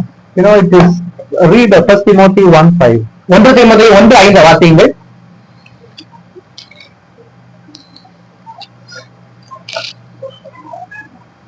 கற்பனையின் பொருள் என்னவெனில், சுத்தமான இதயத்திலும் நல்மன சாட்சியிலும் மாயமற்ற விசுவாசத்திலும் பிறக்கும் அன்பே. See, it is written in, this is the goal of our instruction. இதுதான் நம்முடைய இலக்கு. Goal of our instruction means why we read Bible, why we go to church, why we do everything. The கற்பனையின் பொருள் அப்படின்னா என்னன்னா, இதுதான் நம்முடைய இலக்கு. நம்முடைய இலக்கு என்ன? எதுக்காக நம்ம வேதம் வாசிக்கிறோம்? எதுக்காக சபைக்கு போறோம்? why we live Christian life? ஏன் நம்ம கிறிஸ்தவ வாழ்க்கையை வாழ்றோம்? Everything is because of this. எல்லாமே இதுக்காக தான். Why? What is that goal? அந்த இலக்கு என்ன? Love. அன்பு. Love is God's love. That is, the word used there is agape. Agape is God's love. அது தேவனுடைய அன்பு. அகாபே என்ற வார்த்தை பயன்படுத்தப்பட்டிருக்கிறது. அது தேவனுடைய அன்பு. I cannot manufacture it. நான் அதை உற்பத்தி பண்ண முடியாது. God has to pour it into my heart. தேவனே என்னுடைய உள்ளத்துல ஊற்றணும். In which heart he will pour? எந்த உள்ளத்துல ஊற்றுவார்? That is what is written there. அதுதான் எழுதப்பட்டிருக்கு. If my heart is pure, என்னுடைய உள்ளம் சுத்தமா இருக்கும்னா, if I have got a good conscience, எனக்கு ஒரு நல்மனசாட்சி இருக்கும்னா, and if I have got a sincere faith. எனக்கு ஒரு பயமற்ற விசுவாசம் இருக்கும்னா. What is the meaning of pure heart? அவனுடைய சுத்தமான இது என்ன? Psalm 73:25. சங்கீதம் 73:25. Whom have I in heaven? பரலோகத்திலே உண்மை எல்லாம் எனக்கு வேற யார் உண்டு? On earth I desire nothing but you. பூமியிலே உண்மையன்றி எனக்கு வேற விருப்பம் இல்லை. If you can truly say, on earth I desire nothing but you. உங்களால உண்மையாக சொல்ல முடியும் என்றால், பூமியிலே உண்மை தவிர உண்மையாகவே எனக்கு வேற விருப்பமே இல்லை. That is a pure heart. அதுதான் ஒரு சுத்தமான இருதயம். And always keep a good conscience. எப்போதும் நல்மனசாட்சியோட இருக்கணும். And a sincere faith. ஒரு மாயமற்ற விசுவாசம் இருக்கணும். God will pour his love into our heart. அப்ப தேவன் நம்முடைய இருதயங்கள்ல அவருடைய அன்பை ஊற்றுவார். You know, he has got a huge jar full of, let's say, apple juice. Like God's love. ஆண்டோட அன்பை நினைச்சு பார்ப்போம். ஒரு பெரிய பாட்டில் நிறைய ஆப்பிள் ஜூஸ் இருக்குன்னு நினைச்சு பார்ப்போம். My glass is dirty. என்னுடைய பாத்திரமும் அது அழுக்கா இருக்கு. என்னோட tumbler. Lord, please give your love. That is, please imagine your child comes, glass is dirty. You, daddy, keep apple juice. Give apple juice. Will you give? உங்க குழந்தை இடத்துல கேட்கறது, ஒரு பாத்திரம் அழுக்கா இருக்கு, அழுக்கா இருக்கு, ஒரு டம்ளர் கொண்டு வந்து காமிச்சிட்டு, அப்பா அம்மா எனக்கு கொஞ்சம் அதுல ஆப்பிள் ஜூஸ் ஊத்தி கொடுன்னு கேக்குது. நீங்க கொடுப்பீங்களா? Will you give? கொடுப்பீங்களா நீங்க? What will you tell? என்ன நீங்க சொல்லுவீங்க? Just clean the glass. முதலாவது ஒரு டம்ளரை கழுவிட்டு வா. That's what God tells us. அதுதான் தேவன் நம்ம கிட்டயும் சொல்றாரு. Clean your heart. முதலாவது இருதயத்தை சுத்தம் பண்ணுங்க. You should have a pure heart. உங்களுக்கு ஒரு சுத்தமான இருதயம் இருக்கணும். Pure heart means not perfect heart. பூர்ணமான இருதயம் கிடையாது. That means I desire only Jesus. அது போல என்னன்னா, நான் இயேசுவையே நான் வாஞ்சிப்பேன். Good conscience ஒரு நல்மனசாட்சி, and sincere faith. மாயமற்ற விசுவாசம். God will pour and pour and pour and pour his love into your heart. தேவன் அதிகமாக தமது அன்பை நம்முடைய உள்ளங்களில் ஊற்றிக்கொண்டே இருப்பார். Then I will never quarrel with my wife. அதன் பிறகு நான் என்னுடைய மனைவிட்ட வாக்குவாதம் பண்ண I will மாட்டேன். never quarrel with my husband. என்னுடைய கணவர்கிட்ட வாக்குவாதம் பண்ண I will மாட்டேன். never quarrel with the children. என் பிள்ளைங்கிட்ட நான் வாக்குவாதம் பண்ணிட்டு இருக்க மாட்டேன். I will never quarrel in the workplace. என்னுடைய வேலைக்கு நான் வாக்குவாதம் பண்ணிட்டு இருக்க மாட்டேன். I won't have bitterness in your heart to anybody. யாரை குறித்தும் எனக்கு எந்த ஒரு கஷ்டமும் என் உள்ளத்துல இருக்காது. That is the goal of our instruction. அதுதான் நம்முடைய கற்பனையின் பொருள். When I stop, brother.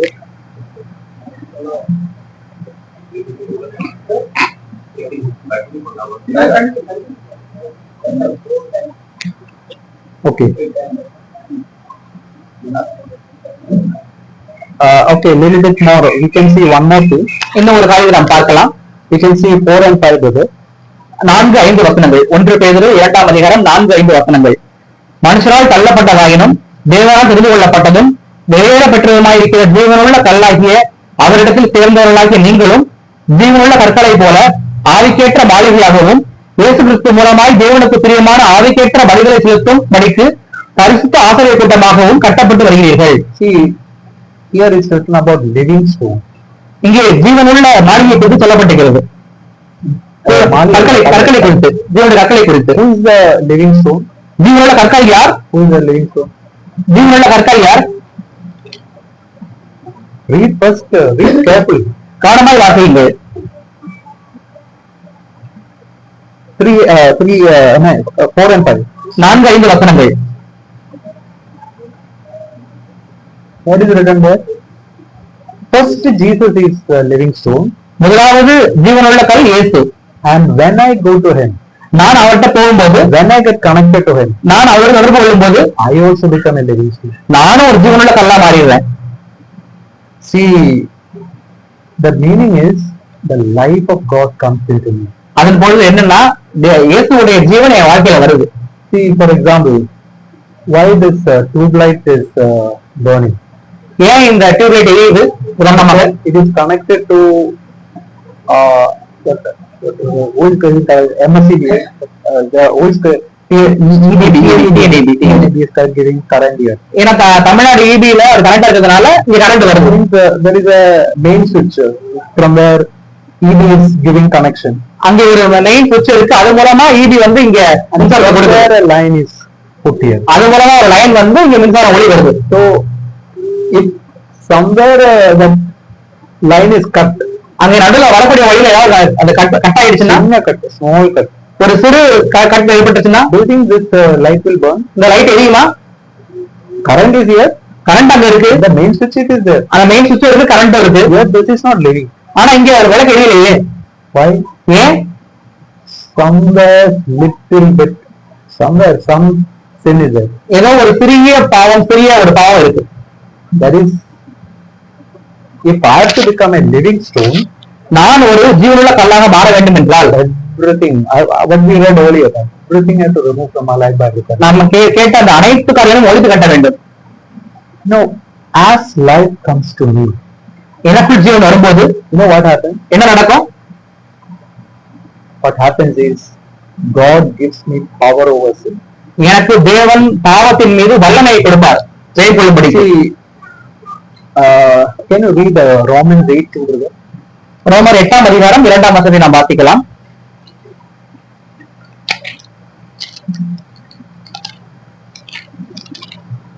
ரோமர் 8:2, கிறிஸ்து இயேசுவினாலே ஜீவனுடைய ஆவியின் பிரமாணம் என்னை பாவம் மரணம் என்பவர்களின் பிரமாணத்தினின்று விடுதலையாக்கிற்றே. See, there are two laws written there. இரண்டு பிரமாணங்கள் உண்டு. One is law of sin. ஒன்று பாவத்தின் பிரமாணம். Second is law of, இன்னொன்று the spirit which gives life. ஜீவனை தரக்கூடிய ஆவியின் பிரமாணம். See, if I drop this case, இந்த பெட்டி நான் கீழே போட்டு விட்டால், imagine 100 times I drop. 100 வாட்டி நான் கீழே போட்டுன்னு வச்சுக்கீங்க. How many times will go up? How many times will go down? எத்தனை வாட்டி அது மேல போகும், எத்தனை வாட்டி கீழே வரும்? How many?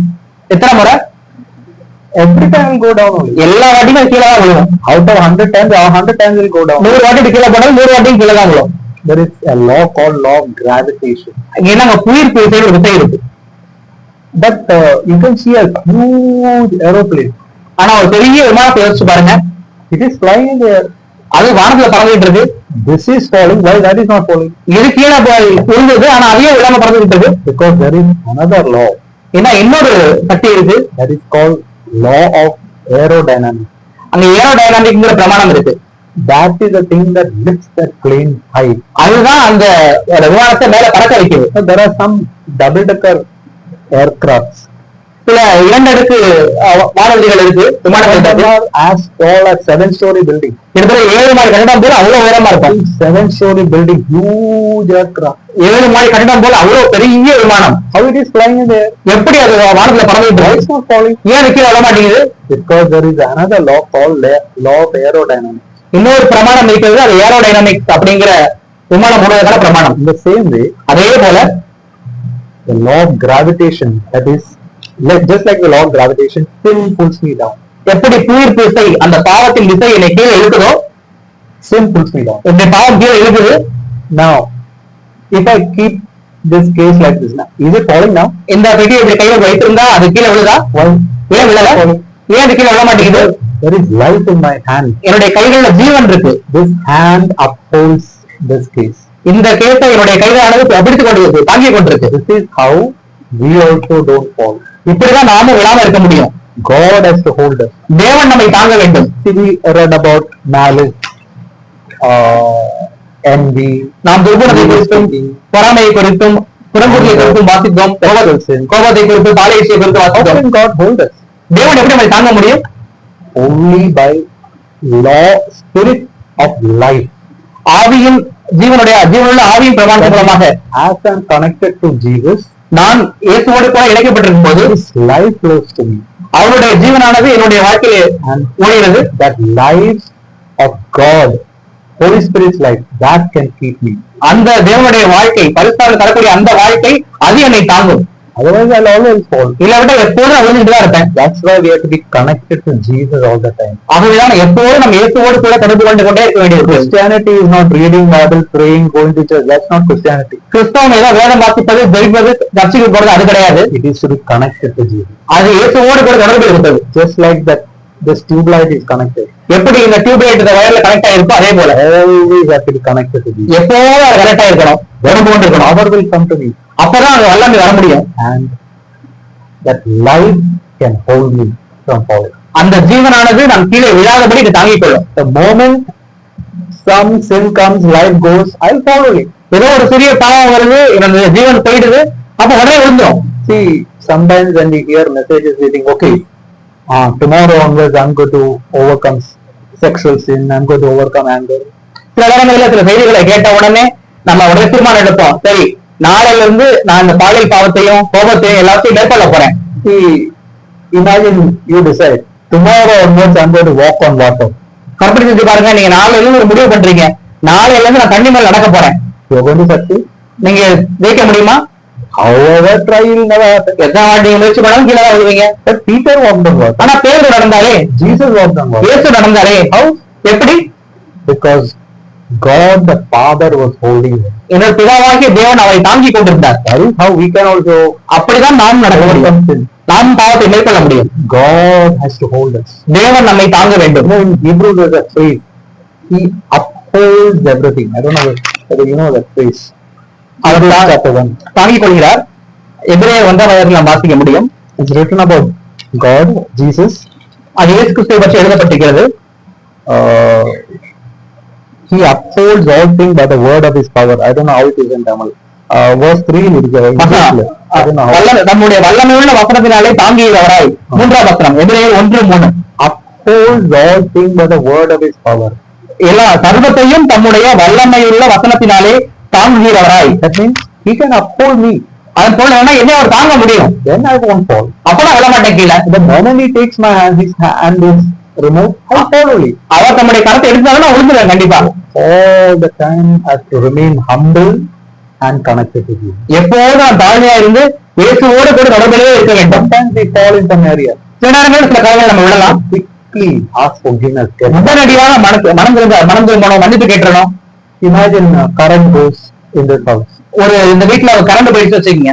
Is it okay? Current comes after 2 days. 2 நாள் கழிச்சு கரண்ட் வந்தா பரவாயில்லையா? 1 week, okay? ஒரு வாரம் கழிச்சு 2 வாரம் கழிச்சு வந்தா பரவாயில்லையா? Current will come immediately. ஆனா உங்களுக்கு கரண்ட் உடனே வேணும்ல. The same way, அதே போலதான் when we fall somewhere, maybe some bad words come, rude words come. நீங்க ஏதாவது தவறு விழுவீங்க, ஏதோ ஒரு தவறான வார்த்தை, ஒரு கடினமான வார்த்தை வந்துருக்கு. Ask forgiveness to that person and Jesus and clear it. உடனடியாக அந்த நபரிடமும் இயேசுவிடமும் மன்னிப்பு கேட்டு அதை பதிஞ்சிருங்க. It's like power coming again, electricity coming again. அது மறுபடியும் கரண்ட் வர்றது மாதிரி. When power goes, you want power to come back immediately. Current போனுச்சுன்னா உடனே உங்களுக்கு வரணும் எதிர்பார்க்குறீங்க. Like that in our Christian life also. அதே போல ஒரு கிறிஸ்தவ வாழ்க்கையும். I want that connection to Jesus quickly. மறுபடியும் எனக்கு இயேசுவோடு கூட தொடர்பு சரியாயிடணும். Then I become a living stone. அப்போது நான் ஜீவனில் கல்லாக மாறுவேன். Okay, we'll stop there. There are so many things like that in this, but we'll stop there. இன்னும் அநேக காரியங்கள் இது போல உண்டு, அதனால நம்ம இதை விட நம்ம முடிச்சிடலாம். So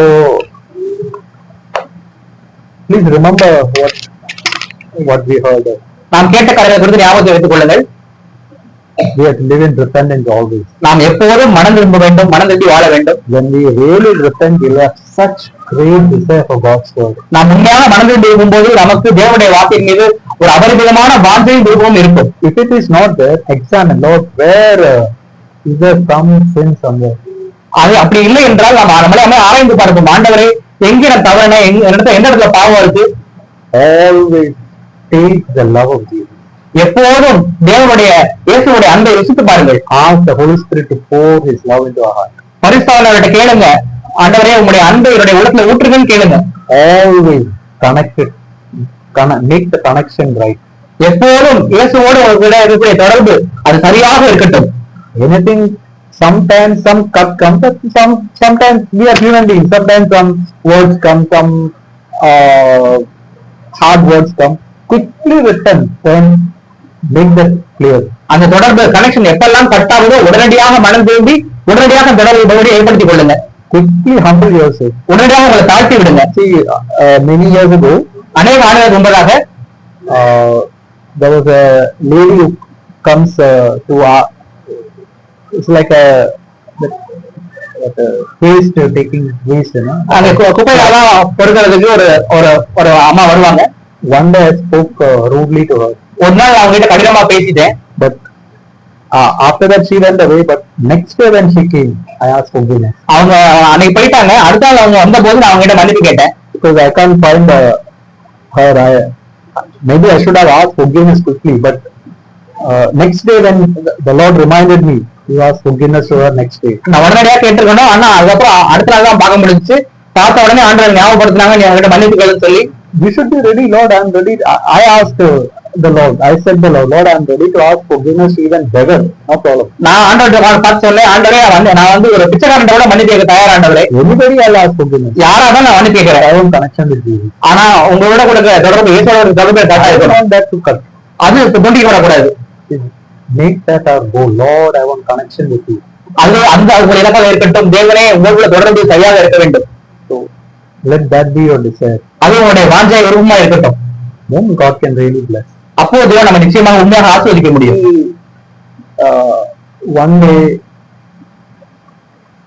I don't know whether you heard of a great man of God called D.L. Moody.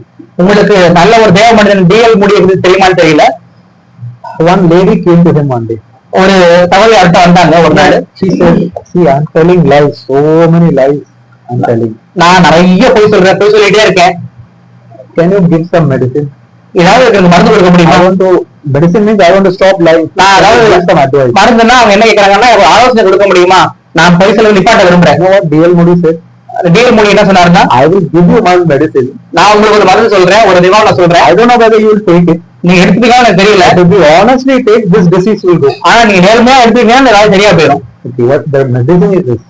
அந்த அந்த வலி நிவாரணி அந்த மருந்து இதுதான். Next time when you tell a lie, அடுத்த முறை நீங்கள் பாவம் செய்யும் go போது to that person and say, brother, I said a lie, please forgive me. அந்த நபர்கிட்ட போய் சொல்லுங்க, சகோதரரே நான் பொய் சொல்லிட்டேன், என்னை மன்னிச்சிருக்கேன்னு கேளுங்க. Again, if you say a lie, மறுபடியும் பொய் சொன்னீங்கன்னா go to the another person and say, please forgive me, I said a lie. மறுபடியும் யாருக்கிட்ட நீங்க பொய் சொன்னீங்களோ அவங்க கிட்ட போய் கேளுங்க, சொல்லுங்க நான் பொய் சொல்லிட்டேன், என்னை Do மன்னிச்சிருக்கேன். that for 4-5 times, this habit will go. 4-5 முறை அந்த காரியம் செஞ்சீங்கனாலே இந்த பழக்கம் போயிடும். When you begin to do, the flesh will burn.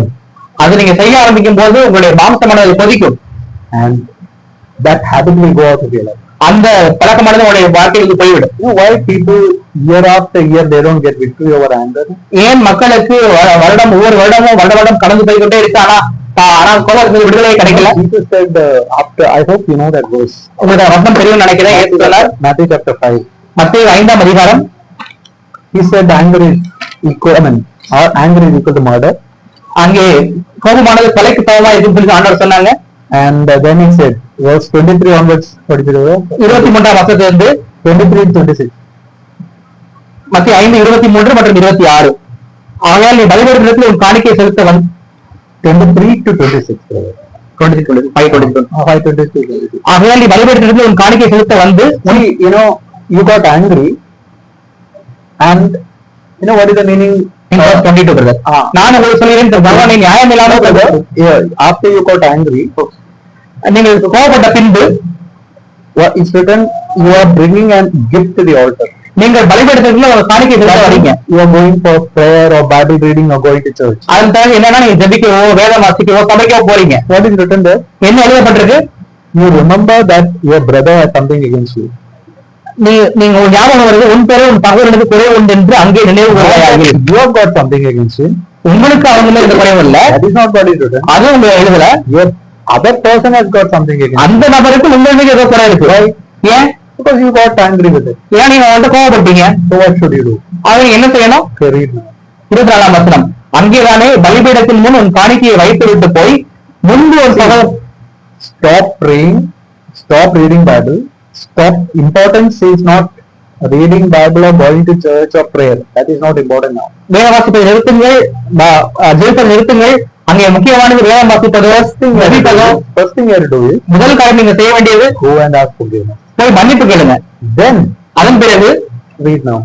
முன்பு ஒரு சகோதரோட ஒப்புரவாக்கி பின்பு வந்து ஒரு காணிக்கையை That செலுத்து. is after that you read Bible, pray, go to church. It's all meaningful after. மன்னிப்பு கேட்டு வந்து நீங்க வேதம் வாசிங்க, ஜெபம் பண்ணுங்க, நீங்க சபைக்கு போங்க, எல்லாம் செய்யுங்க. And now we read 25-26. 26 வசனம். எதிராளி உன்னை நியாயாதிபதியிடத்தில் ஒப்புக்கொடாமலும் நியாயாதிபதி உன்னை சேவகனிடத்தில் ஒப்புக்கொடாமலும் நீ சிறைச்சாலையில் வைக்கப்படாமலும் இருக்கும்படியாக நீ உன் எதிராளியோடு வழியில் இருக்கும் போதே சீக்கிரமாய் அவனுடனே நல்மனம் பொருந்து. வழி இருக்கும்போது சீக்கிரமாய்.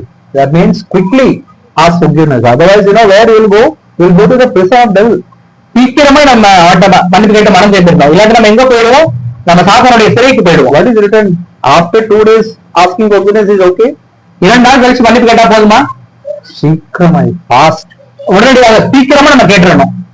Otherwise, you are going to end up in prison. இல்லாட்டா நீங்க சிறைச்சாலைக்கு போயிருவீங்க. Your heart will get hardened.